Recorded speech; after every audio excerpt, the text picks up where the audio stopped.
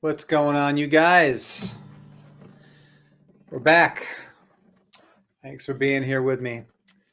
All right, for those who maybe are not in the know, we're doing 2012 to the present. So, got a bunch of requests here to play, and let's get right into it, I guess.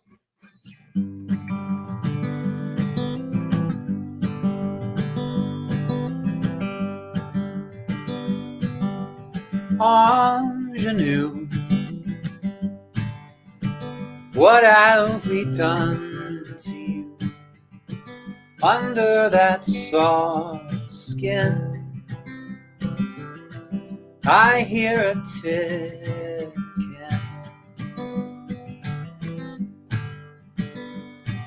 the currency of being 23. It turns from gold to dust when you crest the wave of lust. So take all you can from the mouth of man. Ingenue, framed like a cartoon, the borders clear and defined, the colors bold and bright. You want to be taken more seriously, but it's such a hard thing to do. It probably is more than you. Forgot the line. So take all you can from the mouth of man, and escape from this town before your sand runs out. Before your sand runs out.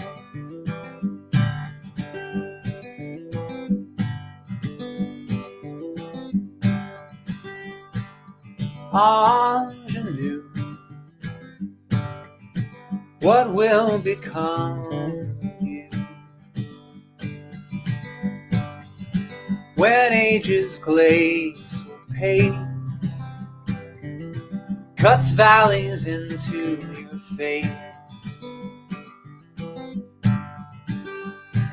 The currency of being 23,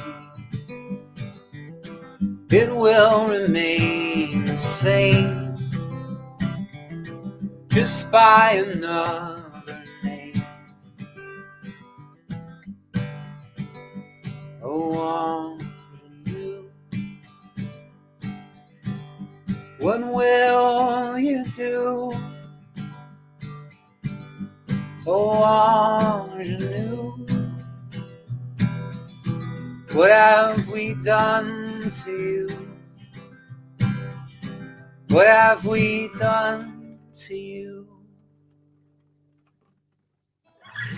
All right, this next one goes out to Jason Bremer, I think. My handwriting is worse than a doctor's, I swear to God. I write these down and then I can't read them.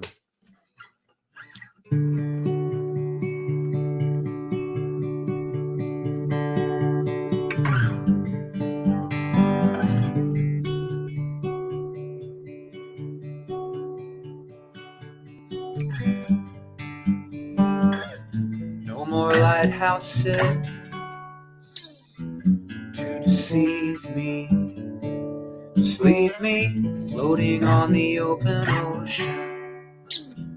Let the moonlight take me anywhere on a tidal flow.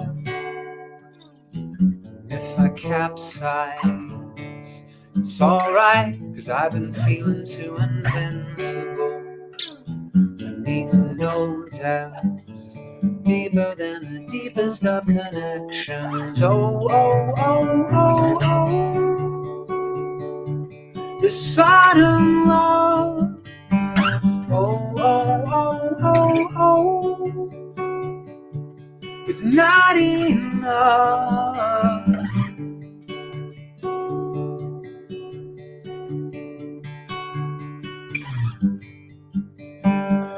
If there's no beacon tonight to guide me, I'll finally break the shackles of direction. Let the headlights lead me anywhere that they wanna go.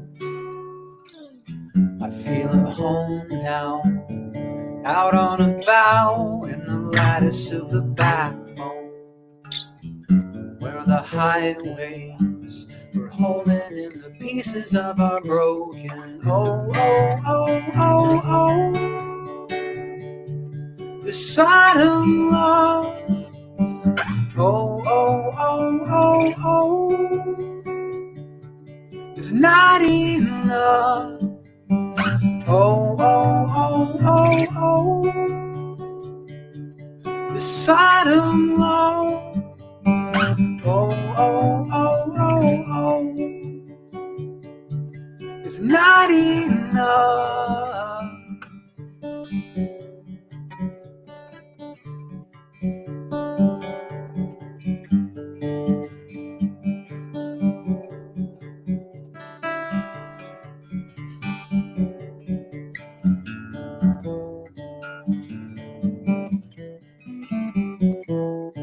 Oh, oh, oh, oh, oh, this autumn love. Oh, oh, oh, oh, oh, is not enough. Oh, oh, oh, oh, oh, this autumn love. Oh, oh, oh, oh, oh, is not enough.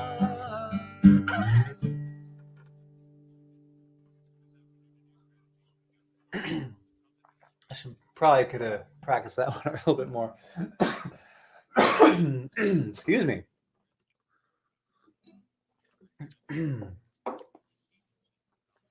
How's everybody doing out there? You guys okay? Everybody making it through the day?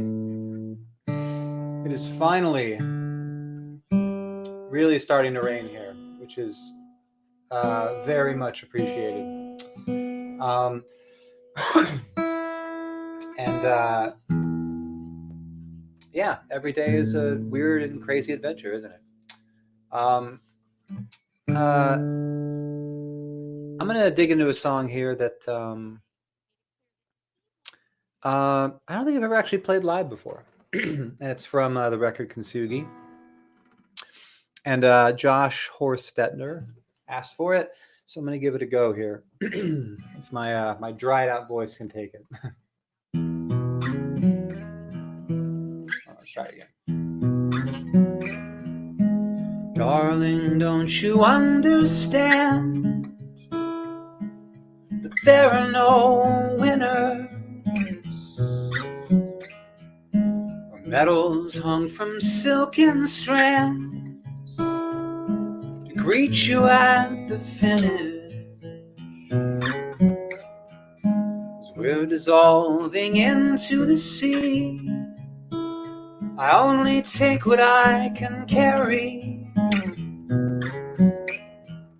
The council's combing through our debris for the treasure we never bury.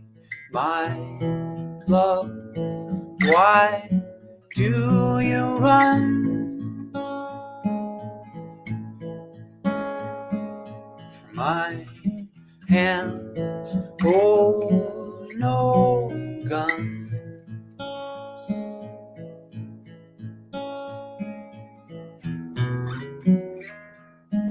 Darling, don't you dare pretend that you're selfless. You break with but the slightest bend. It leaves you lost and helpless.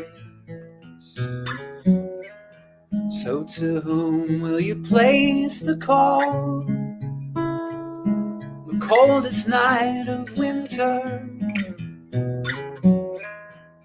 As numbers change and people fall, and friends are bound to splinter. My love, why do you run?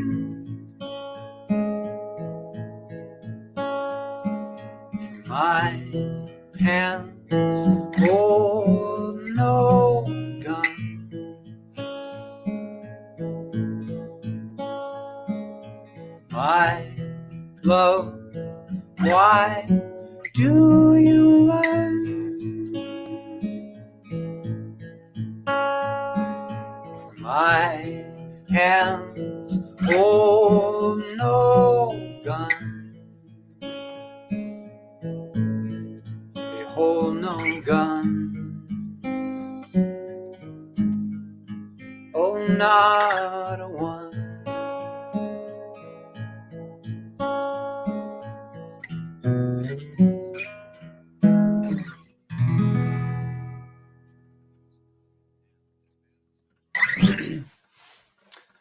I wrote that tune out in Mazama, Washington.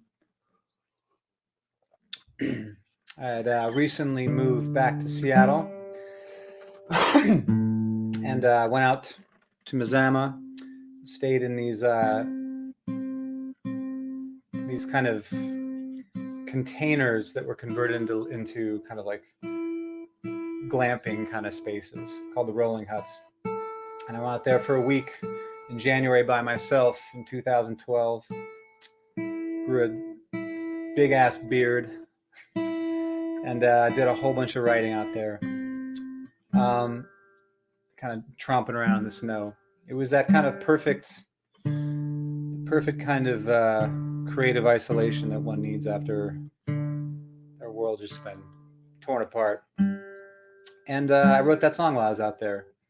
And I think as I've gone through my life and experienced whatever kind of strife or heartbreak or whatever it might be, I've often kind of thought, even in those really darker valleys, well, maybe at least I'll get a song out of this.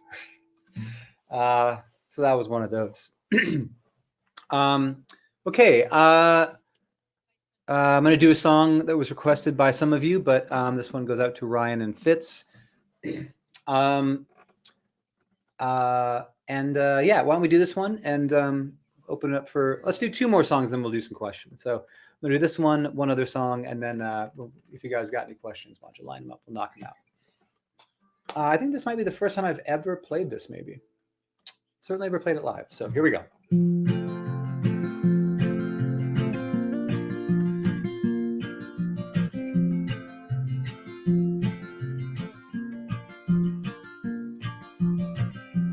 Lily is a blinding light, devouring the dark. Lily is a 5-alarm fire that rages inside my heart. And all I want to do is tell her that my love is true. To tell her that my love is true. Lily is a big blast band who fills the air with song. And Lily is a destination. She's where my arms belong. 'Cause whenever she is there with me, I know where I'm supposed to be. I know where I want to be.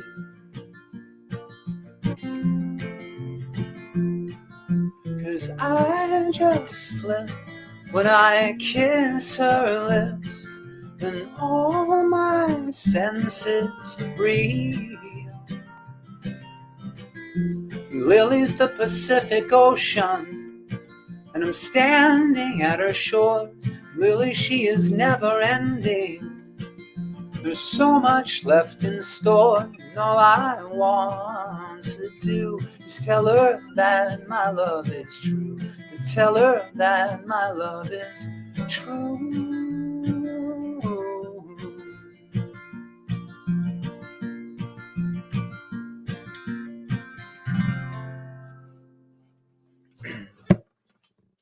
opposite of the song we just played.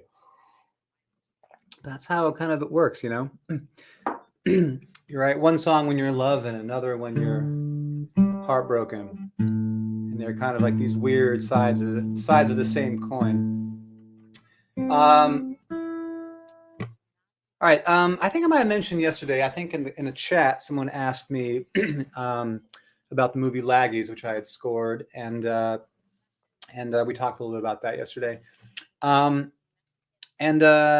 I might have mentioned yesterday that I wrote a song for that soundtrack that plays over the end credits, and I don't get to play it that often. I'm going to butcher this name because I also didn't write it down very well, but Ron Gururich, I believe. It's probably wrong. But they asked for the song, so I'm going to play it for you guys. I will play the song. We'll take some questions. And the song goes like this. The song is called It's Never Too Late.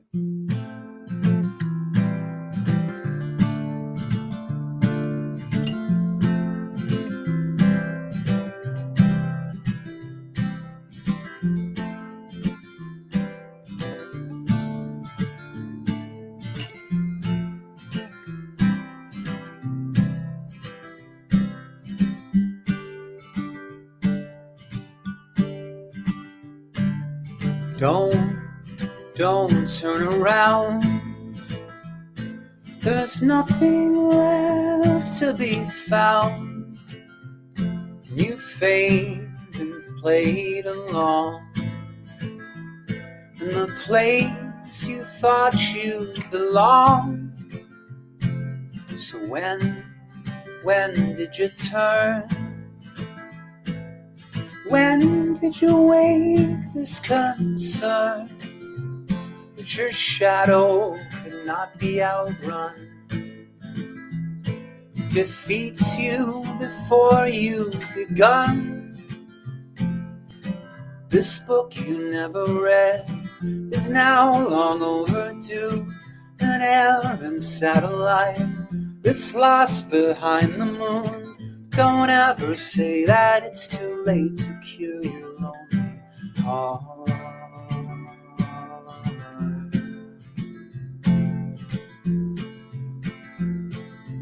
Walk, quicken your pace.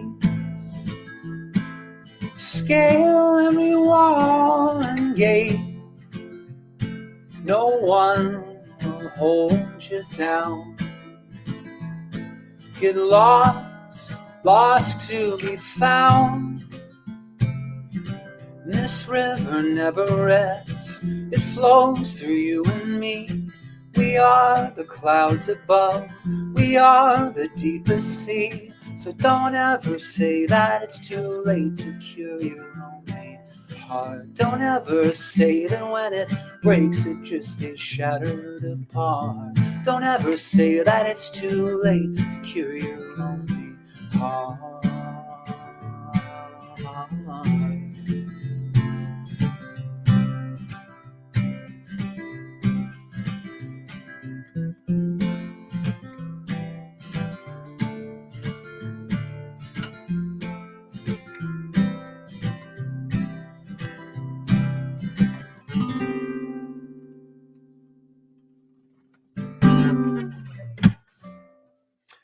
All right, folks. Let's get in the questions here and see what you guys want to know. Okay, where are we here? Let's click on that. Puppy Dog asks, do you have advice for young musicians? I do.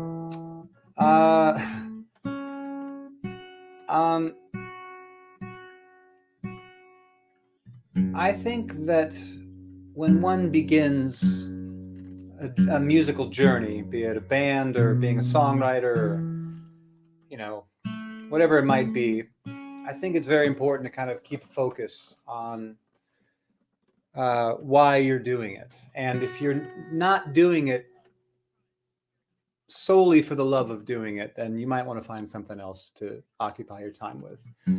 If someone is trying to make a living playing music in 2020, that is an incredibly difficult thing to do. And I don't discourage anyone from trying, but I do think that it's of paramount importance that, when one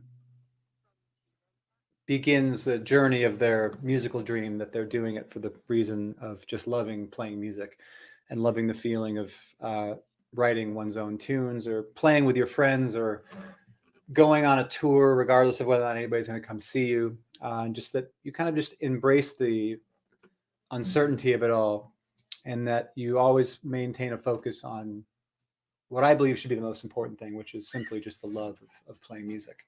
So that would be my advice. Somebody asked, Paul Dunn Garcia asked, how did you get into ultra running? I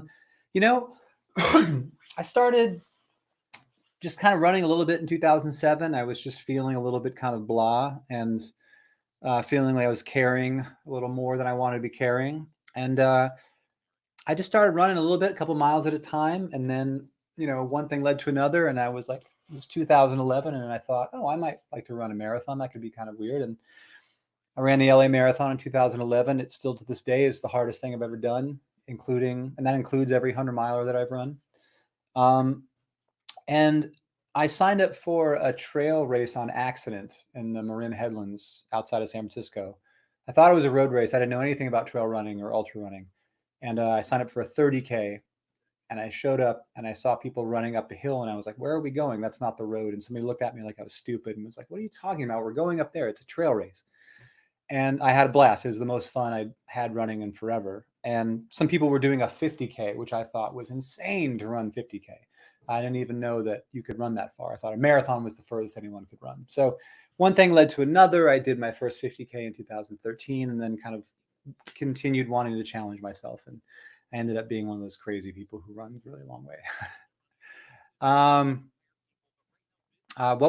Matthew Dennis asks, what was it like working with Richard Swift? What's your favorite memory with him? For those who don't know, Richard Swift was an incredibly talented musician and producer who passed away last year. My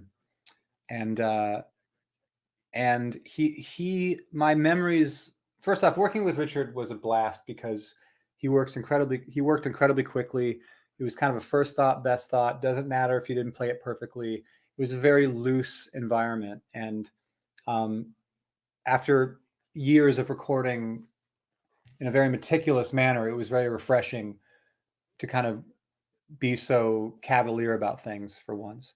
And what I miss most about Richard is he's one of the funniest fucking people I've ever met. I mean, truly, truly one of the funniest human beings you could ever have known. And I'm really glad that I got a chance to work with him even a little bit, and I wish he was still here. Okay. Let's see. Let's ask some more here. Somebody asked, Ella Hansen asked, what's the story behind title registration? The story is I used to have this old Buick Regal 3800. It was my grandma's car. It was a 92 Buick Regal. And I drove that car up until 2007. And I remember Colin Malloy from the Decemberists was in town. And I was driving him from point A to point B. And we got out to the parking lot of where we were. And I started going towards the Buick and I unlocked it. And he stopped in his tracks and started laughing. And I was like, what are you laughing at? And he was like, this is not the kind of car someone on a major label drives. And I was like, yeah, actually it is. This is exactly the kind of car someone on a major label drives. And I drove that car to 2007 until I high posted it and kind of ruined it. And I had to get a new car. But in the glove compartment of that car, years after I had a relationship I was in for a very long time had ended, I opened up the glove compartment to get something out of it. And deep in there was an old Polaroid that I'd kind of forgotten about. And memories kind of came flooding back. So that was the impetus for that song. Let's see. John Romano asked, the last few albums have been slow moving to more electronic and less guitar driven beats. Is that something you have chosen to do consciously or just instinctively as part of the times?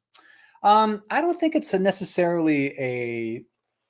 I don't think it's like a. It's definitely not an attempt to stay current by any stretch of the imagination, as much as it is, uh, the methodology of recording has changed so much from the early days of the band. I mean, when we were first making records in the late '90s, we were dealing with 8-track and 16-track tape machines that only allowed you to record. It was a lot more difficult and you had less options, which in some ways is great. When you have less options, you have to commit to things earlier. But I think as the world has moved into recording on computers as the industry standard, so to speak, and I work in computers, we've made the last 5 records on a computer. I think it just kind of gives you a little more leeway to kind of bring in some new sounds and ideas that we weren't able to do in the early days because the technology just wasn't there. So I don't know if it's a little bit of a chicken or an egg thing. I don't know if it's something we decided to do because of that, or if it's just kind of where our tastes ended up. But I hope that answers your question. Let's do 2 more here. Let's do 2 more questions. I saw a good one. Where did it go? Let's see here. I'm still going here. Somebody asked, what was the first record I ever bought? The first record I ever bought was Hall & Oates' Big Bam Boom when I was 8 years old, I believe. And in fact, I think I did a little Instagram story about it a couple days ago because Rachel and I were listening to Big Bam Boom on cassette. And that record, I still love it. I mean, Hall & Oates is one of my favorite groups of all time. So that was the first record I ever bought with my own money. And that was, I think maybe my allowance. I guess it really wasn't my money if I was 8, but with my allowance. Okay, let's do one more here. Let's find a really good one though. Okay.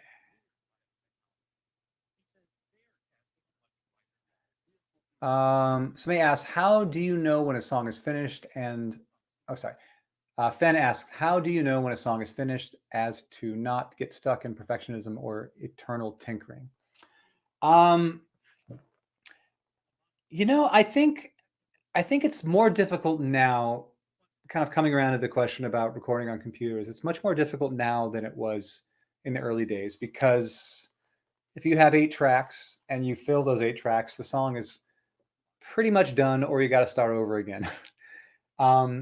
And I think that one of the things that's frustrating to me about making music in the modern era is that it's very easy to get overwhelmed with option anxiety, meaning you have unlimited tracks, you can do unlimited editing, you can do unlimited, tinkering, as you say, and that can get really in the weeds with that stuff. So I think that it's more difficult now knowing what the definitive version of something is, but it's a little bit like, it when you hear it. You kind of know it when you hear it. Sometimes it's my advice for anybody who's struggling with, is this thing done? What does this thing need? Is to put it aside for a while, a week, 2 weeks, a month, if you can, and then come back and listen to it again with ears that are a little bit more objective, and something might kind of crack open. You might find something in there that you hitherto did not, or you might realize that the song's done and you don't have to do anything. Okay, let's go over to the piano. Let's play a couple over here. I'm going to get this name wrong because I don't know how to pronounce these kind of Irish names. But it's just Siobhan Monster, Honster the Monster. Sorry. Asked for the song Binary C from Kintsugi, which I'll play now. This is actually one of my favorite tunes on the record. And I think, honestly, this is maybe one of my favorite songs of the last couple albums as well. So it goes like this.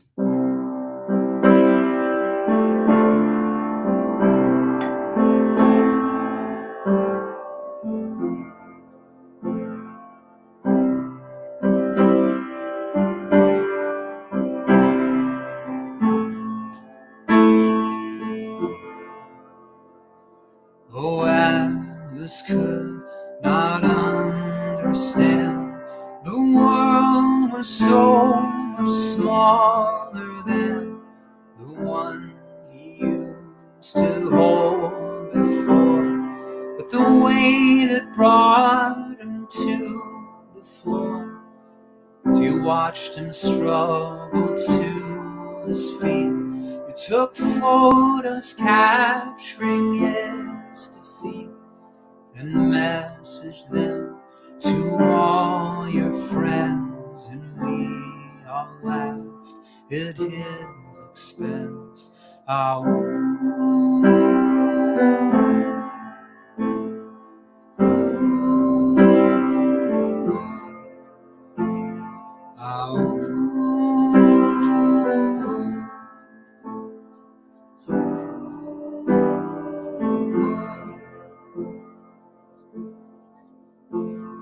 oh, come, my love, and swim with me out in this vast binary sea. Zeros and ones, patterns appear. They'll prove to all that we were here. For if there is no document, we cannot build our monument. So look into the lens and I'll make sure this moment never dies.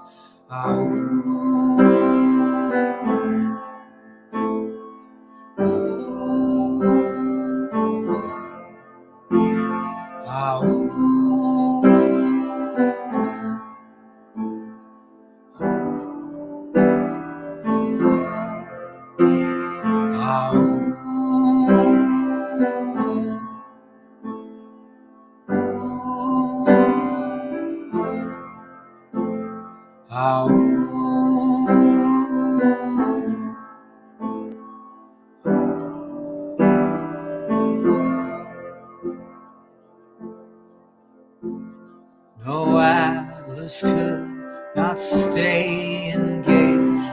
He was more distracted every day, and he slowly fell into disarray, just trying to think of something to say.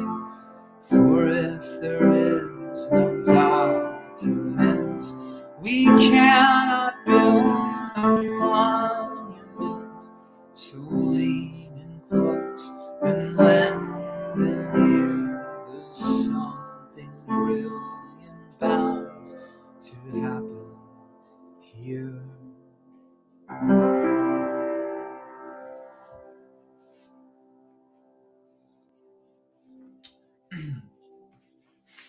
All right, this next one goes out to John, Emily, I believe. A couple of years ago, I did a full band cover of, I should say, a full album cover, actually, of my favorite band of all time, a band called Teenage Fan Club, and their major label debut record from 1991 called Bandwagonesque. And someone requested a song from that, so I'm going to play it. This is a song called December.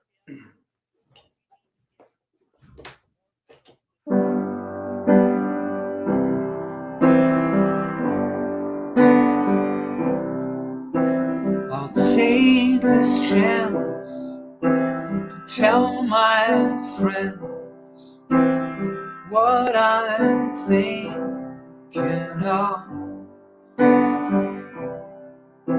On second thought, I'll think some more and tell you later on. Hold on, that's not right. Here it is. She don't even care. I would die for her love. Apologies to Teenage Fan Club.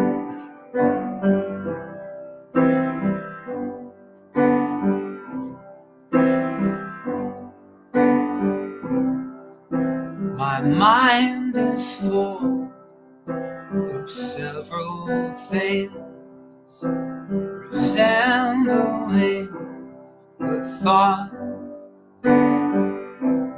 And I'll take this chance to tell my friends what I'm thinking of. She don't even care. I would die for her love. I've had this chance for many years, but now I can't remember. I wanted to assassinate December.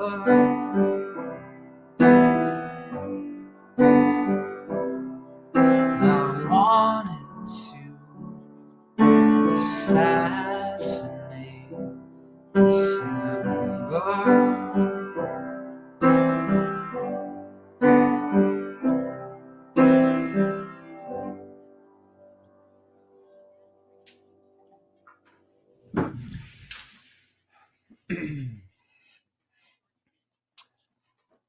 I saw someone commenting on the shirt today. I feel like we have kind of a little thing going on all our t-shirts. This is a t-shirt. It says the Old Seattle, and it's a list of all of the businesses and places that old people like me used to go to and that are no longer here. And it's I'll wear this shirt out in public and somebody will kind of like scan it and be like, oh, I remember the Gravity Bar. Yeah, that's what that is. But, you know, cities change. That's what they do. They're in a constant state of flux. They're always shifting and changing. And there are things I really miss about the Seattle I kind of came of age in the 90s, but there's also a lot of great things about it now too. So, okay. Evil John 679 asks for a song from our latest record, our latest release, I should say, the Blue EP, and I'm going to play it for you. The song is entitled "Man in Blue."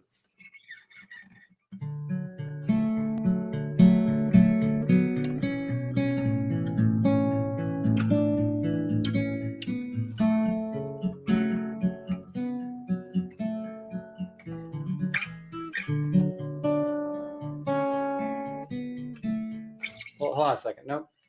I didn't practice this one either. Let's try it again. Here we go. All right.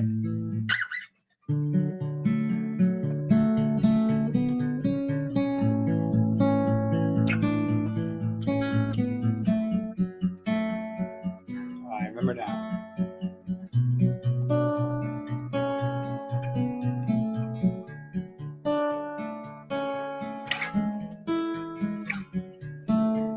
If you know my name, why are you calling out?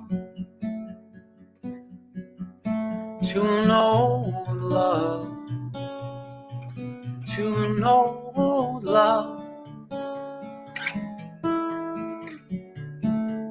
When you need someone, why do you always run to your Lord up above, to your Lord up above? And I just want to understand you. I don't need to be your man in blue.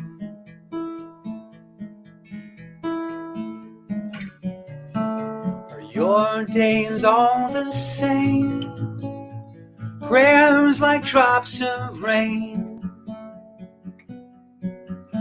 as you wait for the flood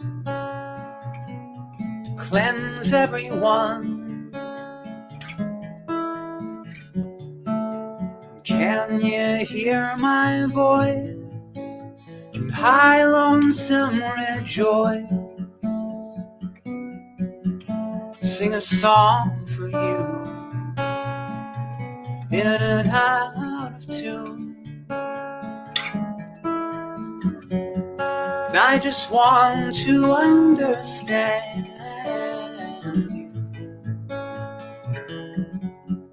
I don't need to be your man in blue. And I just want you to see yourself the way I do. I don't need to be your man in blue. No, I don't need to be your man in blue.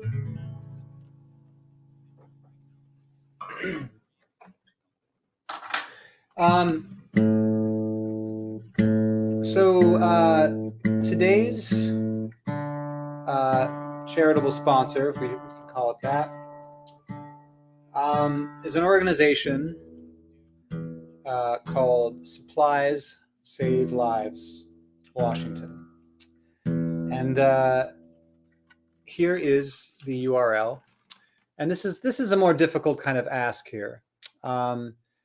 This is an organization that is trying to accrue these items. These are, of course, very much in need right now and in short supply. Unopened boxes of N95 masks, gowns, eye protection, gloves, and the like. And I brought these guys up today at the recommendation and behest of a good friend of mine who is a nurse here in Seattle.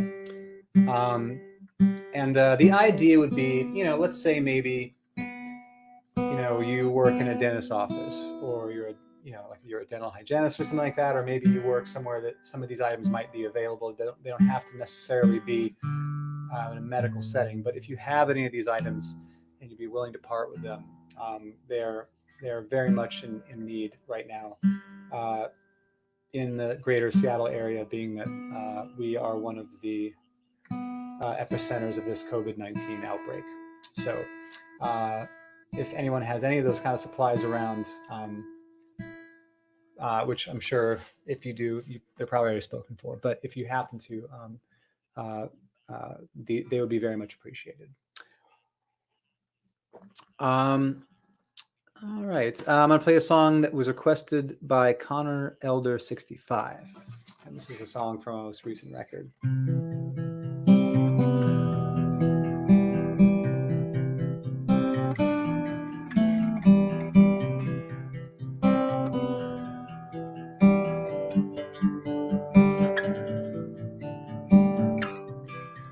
I remember your silhouette on dyes and lead against the silver sheen of a moonlight painted glass,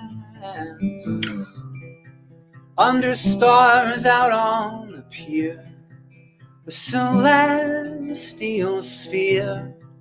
We were weightless as the waves that disappear. Northern lights fill our sky, empty nights synchronize.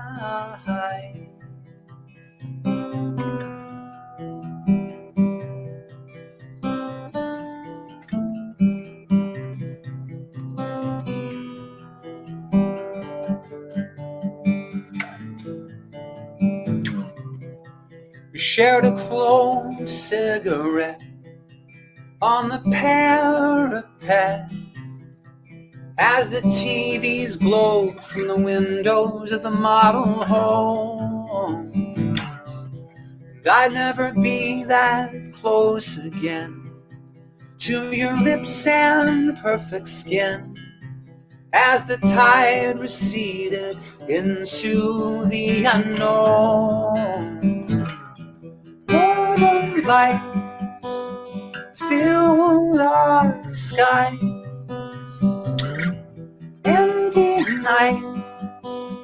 synchronized. Northern lights fill our sky. Empty nights synchronized. I remember your silhouette on dyes and lead.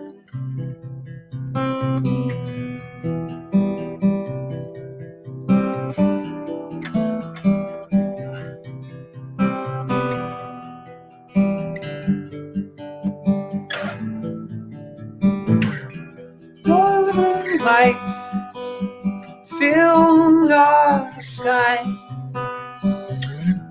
Empty nights synchronized.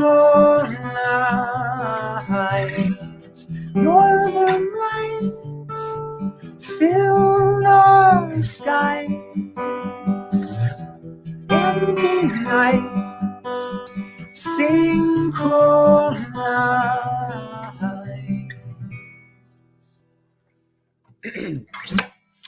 All right, folks, we're down to the last tune of the evening. Two things. This means something different. Two things. You guys have until 9 p.m. Pacific Standard Time, or midnight on the East Coast, to get your votes in for the top 10 show that we're doing tomorrow. We'll go 10 all the way to 1, kind of like a Casey Kasem style. We're just gonna, like a Casey Kasem's Great American Countdown kind of situation. There's probably 5 of you that know that reference, but so that's what we're gonna do tomorrow. So it's looking pretty interesting. So I'm excited to get to that tomorrow. And then secondly, our very own Zach Ray, aka Grumpy Beard on Instagram, is having a virtual cocktail party over on his Instagram account. That is at Grumpy Beard, at 5 p.m. So in about 12 minutes. He will be mixing cocktails in his suit, I assume, probably listening to some jazz music of some sort, which is kind of his area of expertise, taking questions and the like. So I'm going to head over there and hear what he has to say. So if you want to keep this Death Cab related party going, that's where to go. And I had a friend request a couple tunes that sadly I'm not playing today, but I'm going to send this one out to her anyways, because we both lived a similar nightmare. So Lexi, this one goes out to you.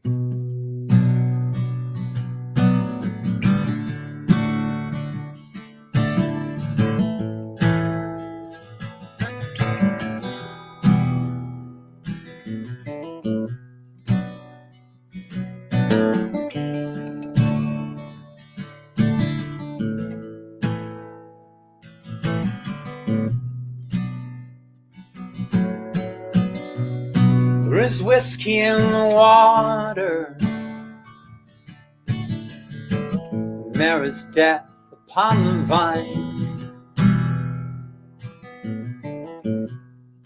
There is fear in the eyes of your father, and there is yours and there is mine. There is a desert veiled in pavement,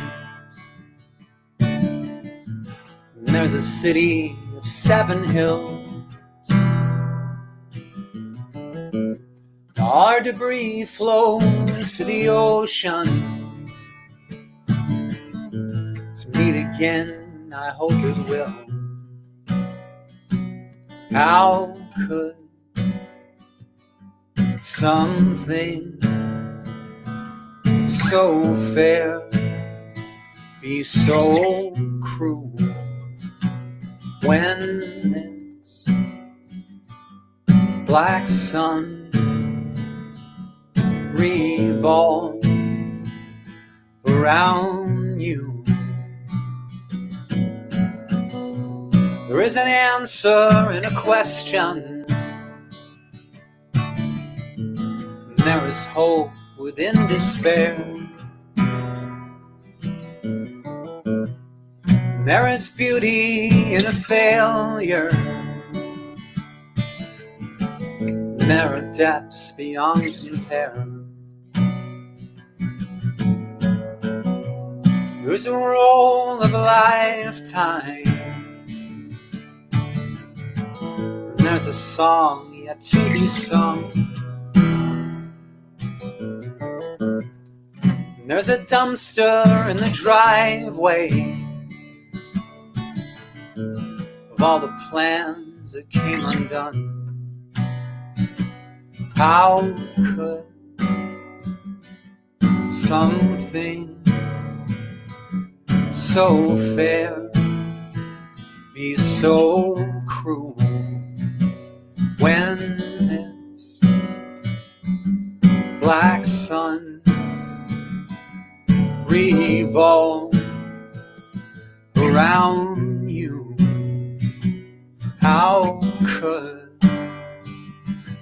something so fair be so cruel when the black sun revolves around you? There is whiskey in the water.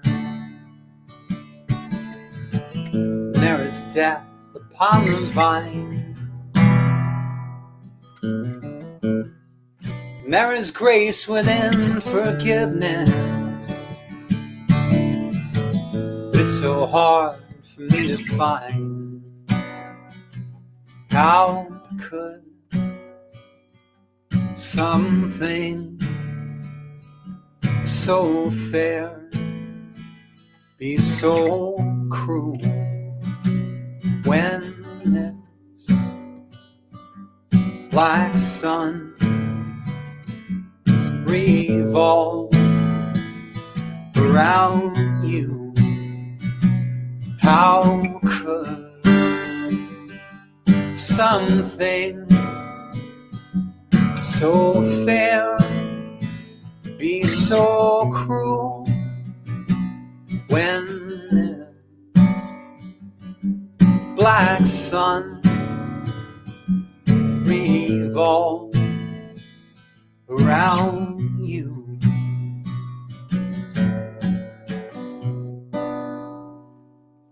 All right, guys, we'll see you tomorrow. Remember to get those votes in. All right, have a great night. Take care of yourselves. Bye.